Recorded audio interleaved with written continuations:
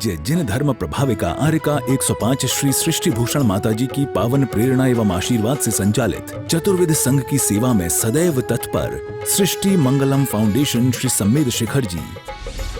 सृष्टि मंगलम foundation में विगत कई वर्षों से चतुर्वेद संघ आहार उपकरण आदि की व्यवस्था सुचारू रूप से की जा रही है, जिसमें त्यागी वृत्तियों की भोजन व्यवस्था भी उपलब्ध है और साथ ही पूज्य श्री सृष्टि भूषण माताजी द्वारा वैया वृत्ति, बच्चों को शिक्षा, असहाय गरीबों को उपचार एवं रोजगार प्रदान कर जन कल्याणकारी कार्य निरंतर किए जा रहे हैं। आप भी आहार दान में सहयोग प्रदान कर करें सातिशय पुण्य का अर्जन। आप अपनी सहयोग राशि दिए गए बैंक खाता विवरण में जमा करा सकते हैं। सृष्टि मंगलम सेवा समिति, bank of Baroda, account number 011901000322429, IFSC BARB 0SHRIMA, Punjab national bank, account number 0212001011777277, IFSC PUNB 0021200। आपके द्वारा दिया गया दान आयकर की धारा 80G एवं 12A के अंतर्गत कर मुक्त रहेगा। इस पुण्यशाली योजना से जुड़ने हेतु संपर्क सूत्र।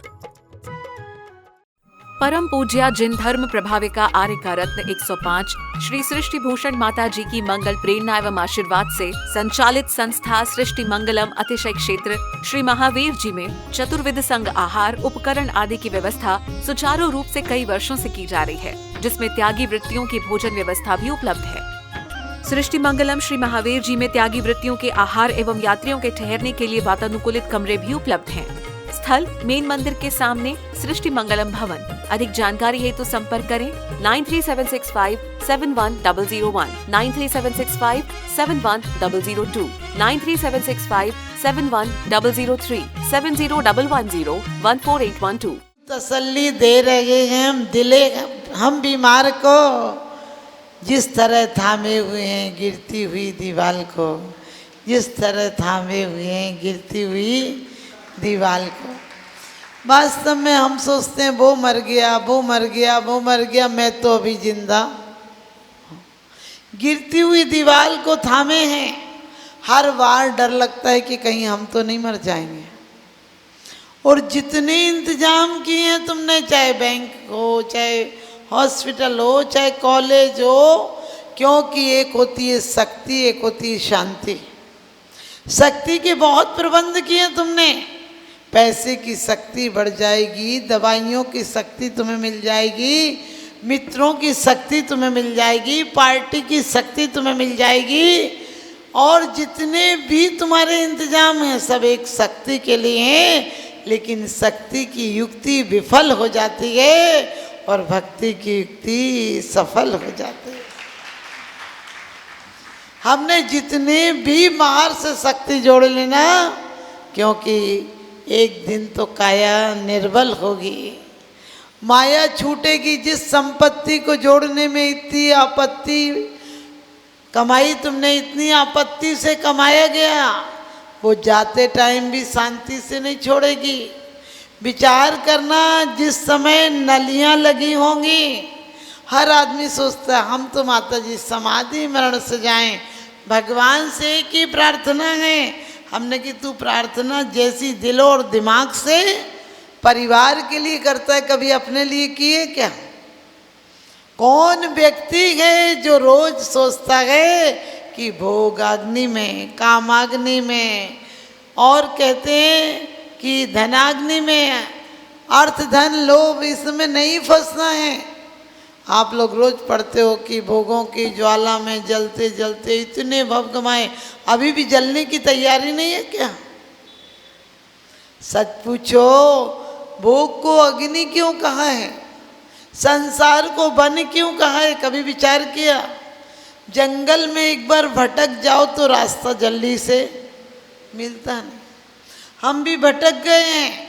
कहते लोगों को अंधेरों ने घेरा है, लोगों को अंधेरों ने घेरा है, प्रकाश में आकर अटक गए हम लोग, और लोगों को तो मिथ्या मार्गों ने भटकाया गए, हम तो सम्यक मार्ग में भी आकर भटक गए हम लोग।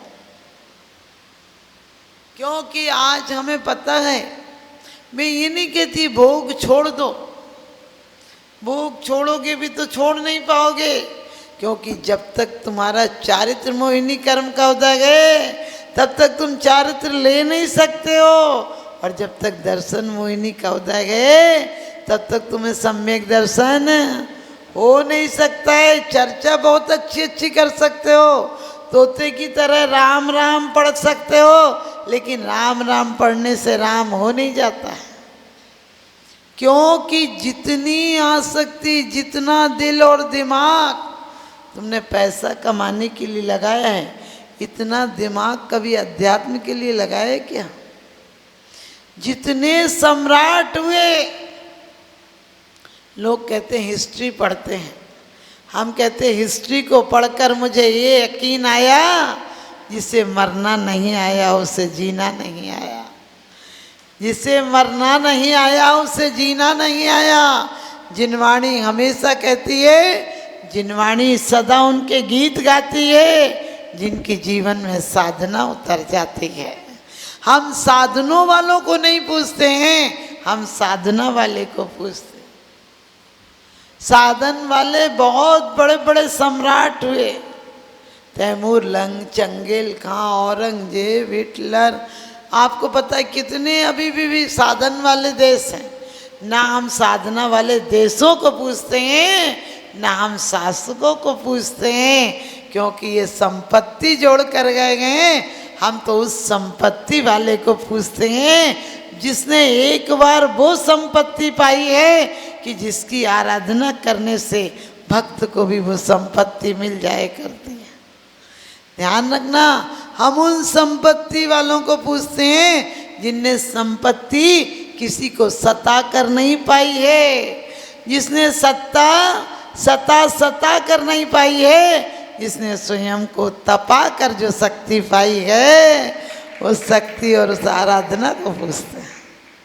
सता कर तो बहुत लोग कहते तुम्हारे घर के टीन किसी के तेल चुरा कर भरे गए, किसी के घर से आपने सोचा कभी 5-10 रुपया अपन ज़्यादा झूठ बोल के कमा ले तो चेहरे पर मुस्कान आ जाती है। जो समझते स्वयं को सबसे बड़े हैं, वे धर्म से बहुत दूर अभी खड़े हैं।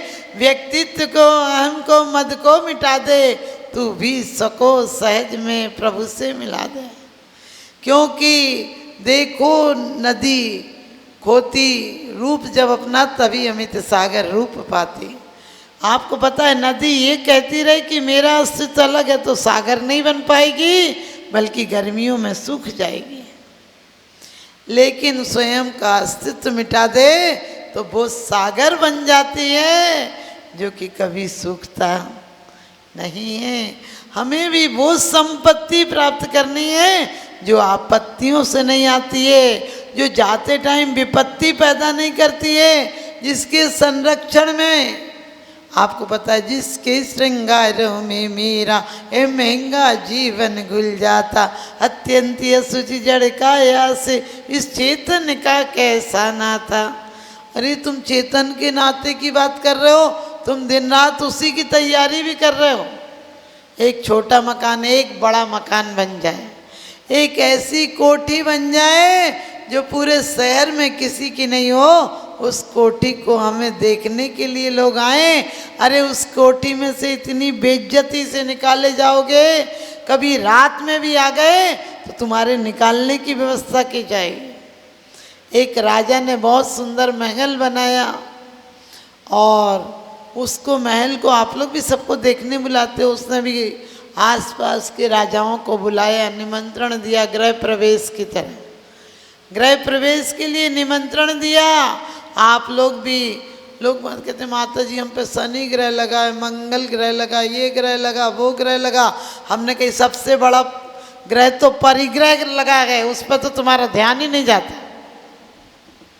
क्योंकि कहती हूँ सोने चांदी से यदि भरता पेट तो इकट्ठे कर लेता मैं भी हीरे मोती, कहाँ ले जाएगा पगले कफन में जेब नहीं होती। कोई कहता है मैं शहंशाह बन जाऊंगा, कोई कहता है मैं सोने के महल बनाऊंगा। पगली ये क्यों नहीं सोचता है कि 2 दिन का मेहमान हूँ, बाद में दफना दिया जाऊंगा। दफना दें या जला दें, इस देह को क्यों जला देते हैं, क्यों दफना देते हैं? आपने कभी विचार किया?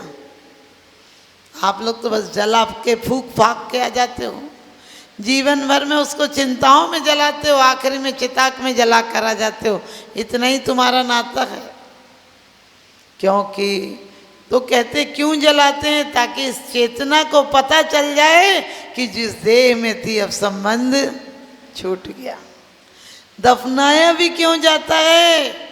उसमें नमक डाला जाता है ताकि तूने जीवन भर मीठे रिश्ते बनाए थे, ये मीठे रिश्ते वाले तुझे नमक डाल कर आएंगे, तेरी देह को गला कर आएंगे, तुझे साबत छोड़कर नहीं आएंगे। और इतना ही नहीं है, तिया क्यों करते हो? कभी सोचा? संतों का तिया नहीं किया जाता है, संतों की श्रद्धांजलि सभा की जाती है। क्योंकि तुम्हारी श्रद्धा एक बार उस पर होती जो तुमसे विशिष्ट हो, उसकी श्रद्धांजलि सभा की जाती है। लेकिन तुम यहाँ तिया करते बोलते उठावनी है। हमने कि पहले ही उठ गया होता तो उठावनी काहे को करनी पड़ती। लोग कहते हैं माता जी हम तो इकट्ठे निकलेंगे। हमने कहा इकट्ठे निकलोगे? पूरी पंचायत ही आएगी तुम्हें निकालने के लिए, और वो भी बांध बांध के निकालेगी, कहीं अगला लुढ़क के घर में ही वापस नहीं आ जाए। क्यों? लेकिन सबसे बड़ी बात तिया की ये है कि जो व्यक्ति का जैसा आभा मंडल रहा होगा, आज से ही अपने आभा मंडल को बदलने की कोशिश करना। हम कहते हैं ये बुरा, इसने ऐसा किया, इसने किया। अरे तुम अपना दिमाग और दिल इतना काहे को भी मिला, कितने दिनों को मिला गए जो इतना सारा कचड़ा इकट्ठा करते हो? अरे कचड़ा इकट्ठा करने लगोगे तो समझ गए नगर पालिका के डिब्बे हो जाओगे, हीरे इकट्ठे करो तो पारखी हो जाओगे, समझे?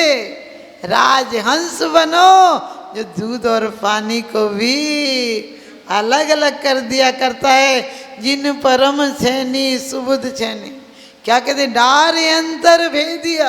कहते हैं वो परम छेनी के द्वारा, वेद विज्ञान के द्वारा जिन्हें जीते जी भी देह और आत्मा भिन्न नजर आने लगी, जिसने राग देश काम आदिक जीते सब जग जान लिया, सब जीवों को मोक्ष मार्ग का निष्प्रय हो उपदेश दिया।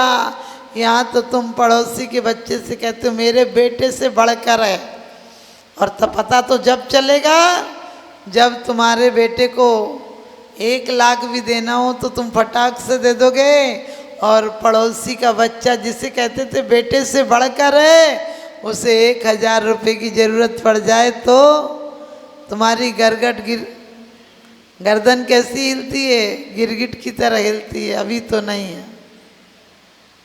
तुम्हारा बच्चा लाखों उड़ा दे तो कहते हो कमाई रहे इनके लिए, और पड़ोसी का बच्चा भूख से तड़प के मर जाए, कहने हमने ठेका थोड़ी ले रखा सबका। क्योंकि हमेशा दिल को इतना बड़ा करना कि एक दिन तुम तीर्थंकर बनने की योग्यता लाओ, और बीजारोपण हाथ से करना। तो किसी दूसरों को देखकर भी, जब उसका महल पड़ोसी राजा देखने आया तो कहने लगा बहुत सुंदर बना है, क्या बढ़िया इंतजाम है, मैं भी अपने यहाँ एक ऐसा ही महल बनाऊंगा। तो सामने एक भिखारी था और उसने हाथ जोड़कर कहा कि आप भी ऐसी गलती करोगे क्या? आप भी ऐसी गलती करोगे क्या? तो उसने कहा मतलब? कहने लगे इनने एक बहुत बड़ी गलती कर दी, तुम मत कर देना। कहने लगी क्या बड़ी गलती कर दी? कहने लगे कि इनने ये गलती कर दी कि एक दरवाज़ा बनाया है। तो कहने लगे दरवाज़ा तो बनाना ही पड़ेगा। तो कहने लगे बड़ा बुरा बनाया है दरवाज़ा। बोले क्यों? इससे तो आना जाना पड़ता है। उसने कहा एक बार अभी तो आ जा रहे हो, एक बार ऐसे जाओगे कि घुसने की इजाज़त भी नहीं रहेगी। तो कहने लगे फिर क्या करें? बोले इसे छिनवा दो और तुम अंदर हो जाओ तो कोई निकाल नहीं सकेगा। उसने कहा फिर हम जीते जी मर जाएंगे यदि कोई निकाल नहीं सकेगा, फिर मज़ा ही क्या आएगा? सच बताना फिर क्या मज़ा आएगा? तुम्हारा मकान अपने रहने के लिए थोड़ी मंगाते हो। अपने रहने के लिए मकान कोई नहीं बनाता है। लोग क्या कहेंगे दूसरों के लिए इतनी चेतना की ऊर्जा लगा दी। अरे लोग तो ये दुनिया बड़ी जालिम है, कुछ कहो तो कहने नहीं देती, सहो तो सहने नहीं देती, तमाचा मार तो देती है पर रोने नहीं देती। ये दुनिया तो बनाओगे तो भी कहेगी बेईमानी से बनाया, छोड़ जाओगे तो कहेगी इतना बेवकूफ़ था, जीवन में 2 पैसे दान नहीं कर गया, मर गया इतना छोड़कर, तुम्हें कहेगी तो बेवकूफ़ ही। और तुम सोचोगे तुम्हारे बच्चे कुछ अच्छा कहेंगे, बच्चे भी अच्छा नहीं कहेंगे, कहते इतना कंजूस बाप था, 2-4 प्लॉट और खरीद जाता। अरे क्या कर गए, इतना सोना सस्ता था, 100 तोले खरीद लेते, क्या फर्क पड़ता था। वो तुम्हें फिर भी बेवकूफ़ी बनाएंगे। कितना भी छोड़ जाना कौन याद करता है, लेकिन जीवन में कुछ काम ऐसा कर जाना कि जो तुम्हारे लिए जब भटक जाओ तो वो तुम्हें संबोधने के लिए आ जाए। हमारे संघ की किसी दीदी ने हमसे कहा कि माता जी आपका कोई नाम नहीं होगा, क्योंकि आप कोई काम ऐसा नहीं कर रही कि आपके मरने के बाद उसको याद करके लोग कहें कि सृष्टि भूषण माता जी ये कर गई। मैंने कही दीदी मैं चली जाऊंगी, फिर देखने थोड़ी आऊंगी कि कोई क्या कह रहा है। इससे अच्छा है चमन की अब नहीं ख्वाहिश, तमन्ना है न गुलशन की, किसी जंगल में जाकर के बनाऊं आसिया अपना। कहते हैं ना जाने किस गली में जिंदगी की शाम हो जाए, इस तरह से जियो। मैं तो कहती हूँ माता जी से मेरे मरने के बाद चबूतरा भी मत बनाना। क्या बनाना है, जब चले गए तो जीते जी भी सोचो कि हम परिंदों की तरह जाएंगे जो अपना कोई निशान नहीं छोड़ जाते हैं, लेकिन अपने जीते जी सांसों को सार्थक कर जाओ। मैंने कहा बहुत पछताओगे। आप समझ गए उस भिखारी ने क्या कहा था कि बहुत पछताओगे। मैं भी तुम्हारे जैसे मकान में रहता था, लेकिन जब पता चला कि एक दिन बेइज्जती से निकलूंगा तो जीते जी निकला, तो अब मेरे लिए कोई डर नहीं रहा।